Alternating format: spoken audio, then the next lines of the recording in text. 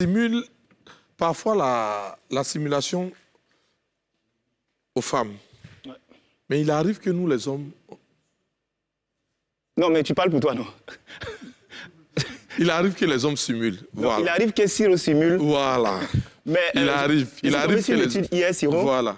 Où on disait qu'un homme sur 3 simulait... Bon, eux, les études là... As-tu déjà simulé? Non, moi, il ne fait pas ce genre de choses-là. OK. Coach, ce que tu dois savoir, en fait, Siro, c'est qu'on met beaucoup plus en avant la simulation féminine. Pourquoi? D'abord parce qu'on a l'impression ou le sentiment qu'à tous les coups, un homme, quand il a un rapport sexuel, il va arriver au bout de sa satisfaction. Mais il nous arrive de simuler. Alors qu'en réalité... Là, on parle des hommes. Oui, c'est clair. Mais j'explique qu'on va avoir un taux d'hommes qui simulent qui est faible par rapport aux femmes qui simulent, parce qu'en réalité, l'homme, on a l'impression qu'à tous les coups, il va éjaculer. Même si le taux est faible, un orgasme. Il t'est déjà arrivé de simuler? Ça existe effectivement des hommes qui simulent. Pourquoi? Pour plusieurs raisons qui peuvent être évidentes. Yoman, est-ce que tu as déjà simulé? Non, je ne simulerai pas parce qu'à la vérité, le but de la simulation, tel que Siro pose le problème, ce n'est pas de faire semblant. La simulation peut être une façon aussi d'encourager son partenaire ou sa partenaire. C'est ça, en fait, tu conjugues trop et moi. Non, mais c'est ça, en fait. Je te pose une question. Mais la question est évidente. Ah, OK, elle est évidente. Donc, c'est bon. Pour encourager. Pour créer plus on va dire, de plaisir ou de désir, la simulation peut arriver comme une façon pour l'homme de s'auto-encourager ou d'encourager sa partenaire. Toi, à ton avis, pourquoi un homme peut simuler? Oui, je disais ça tout à l'heure, mais pas moi. J'ai eu à simuler aussi. Souvent... Si. Mais pourquoi tu voulais mentir? C'est pas comme pour toi. Je t'ai dit qu'on m'en parle à la télé. Nous sommes dans les hommes d'ici. En vérité, c'est souvent par compassion qu'on se retrouve à simuler. C'est-à-dire, tu te rends compte que tu es en face d'une dame qui fait assez d'efforts. Par compassion? Mais je le dis. En fait, tu te retrouves face à une femme qui est en train de se décarcasser, de se plier en quatre pour te faire plaisir. Oui. Par moment, pour ne pas la décevoir et pour ne pas avoir à répondre aux questions de tu m'aimes plus, tu me sens plus, qu'est-ce qui se passe, tu ne veux pas avoir passé... Donc, tu fais semblant. Mais pourquoi il y a un manque de désir et tu vas vers elle? Non, ce n'est pas un manque de désir. C'est quoi? L'acte sexuel, ce n'est pas quelque chose qui est commandé. Il y a des soirs, par exemple, où tu te retrouves dans l'action, mais tu n'y es pas. Soit mentalement, ou bien psychologiquement, tu n'y es pas. Et tu te rends compte, en face de toi, il y a une femme qui est en train de faire des efforts. Tu sens qu'elle est en train de tout faire, mais ça ne passe pas. Et une telle femme, elle va se sentir blessée si jamais tu es franc. Qu'est-ce qui ne passe pas, au fait? Siro, ça arrive par moments que tu es taraudé par les factures ou par des défis, des objectifs que tu dois atteindre. Et souvent, tu n'as pas envie du tout. Et tu te retrouves dans l'acte sexuel avec elle. Et là, tu fais semblant. Parce que tu vois qu'elle est en train de faire des efforts, elle est en train de tout faire pour que ça marche. À défaut de lui dire vraiment, tu es nullissime, arrête tes trucs, tu préfères trouver des petites parades dans lesquelles tu lui dis ce qu'on va faire, c'est bon, c'est intéressant. Tu peux répondre. Tu as dit, à défaut de lui dire, c'est...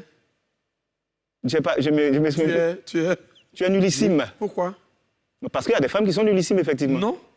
Là, elle est couchée, elle est venue pour faire l'amour avec toi. Oui. Toi, tu n'y es pas parce que tu as dit dans ton développement que ça peut être à cause des factures et autres. Oui. Maintenant, là, tu l'accuses. Pourtant... Non, le rapport sexuel, ça se pratique à deux. Voilà. Je peux rejoindre juste dans ce qu'il dit. Oui. Pourquoi? Parce que l'acte sexuel, ce n'est pas seulement quelque chose de physique. L'acte sexuel implique aussi une dynamique qui est psychologique et même parfois psychique. Okay. Et ça peut ne même pas être lié aux factures seulement, hein, mais au cours de l'acte sexuel, il peut se passer quelque chose. Vous pouvez avoir une pensée qui vous traverse. Ça peut être lié aussi à l'inconfort même du rapport en lui-même. Ça peut être quelque chose d'inconfortable, ça peut être une mauvaise odeur corporelle, ça peut être une mauvaise odeur buccale, ça peut être un P, ça peut être quelque chose qui se passe. Mais pourquoi tu ne lui dis pas? Non, ce que je vais dire tout de suite, c'est qu'il se passe quelque chose dans l'instant de la relation, dans le feu de l'action, qui peut vous refroidir. D'accord? L'exprimer, c'est bien, mais des fois, on ne trouve pas les bons mots, peut-être, pour pouvoir dire à la partenaire, comme il le disait juste tout à l'heure, on voit vraiment que la personne est dans un élan. On ne sait pas à quel moment il faut lui dire « écoute, arrête » ou « arrêtons » quelque chose dans ce genre. Donc oui, à ce moment-là, la simulation devient maintenant une stimulation.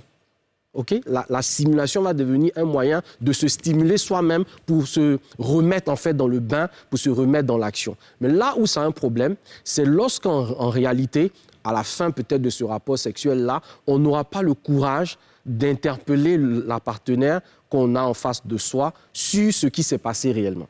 C'est-à-dire, à la fin, il faut pouvoir dire à la personne ce qui s'est réellement passé et qui a cassé le rythme du plaisir. Toi, il t'est déjà arrivé de simuler. Et quelles étaient les causes?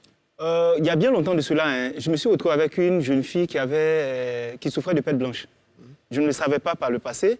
Et puis, au milieu de l'acte, quand ça s'est passé, ça m'a tellement choqué que ça m'a refroidi sur le coup. Elle a senti ça. Je ne pouvais pas lui dire à l'instant que... Nous deux, on a senti, mais je ne voulais pas le dire.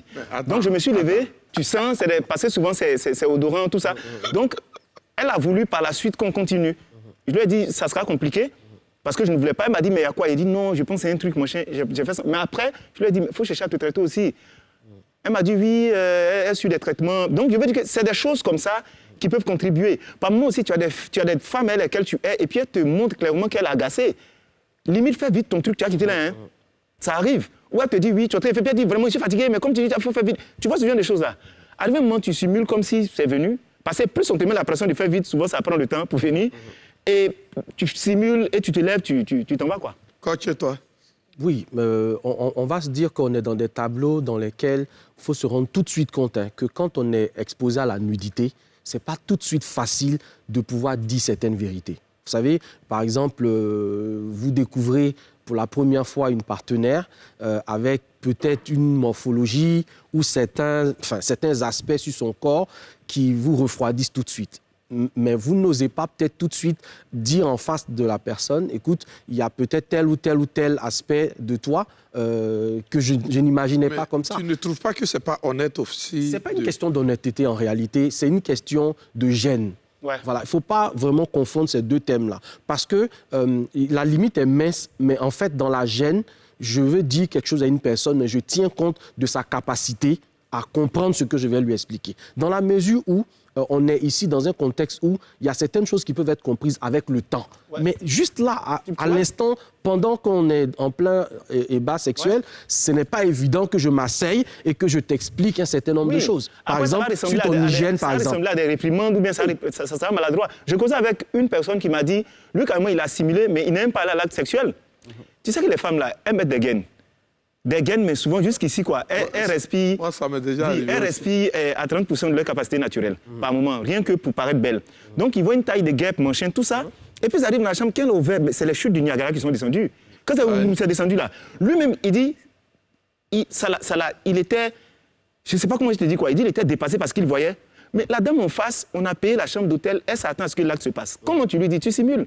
Il a simulé un malaise, un truc, son ventre lui fait quoi? Et puis il a glissé les parties. Ouais, moi-même, ça m'est déjà arrivé. Dis-nous. Il y a une grouille. Il a croisé en ville. Elle était, tu vois, sa forme. Forme guitare. On arrive dans le coin. Le crâne n'y est plus. Qu'est-ce qu'il y a bien? D'accord. Le crâne a maigri. D'accord. J'étais obligé de simuler pour dire non, je veux t'étudier. Tu sais, ouais, j'étais obligé. J'étais obligé de mentir. Sinon, parce que le truc que j'ai vu là, ce n'est plus ça. Ouais. Elle est portée. Mais en même temps, Siro, on a tellement de femmes qui sont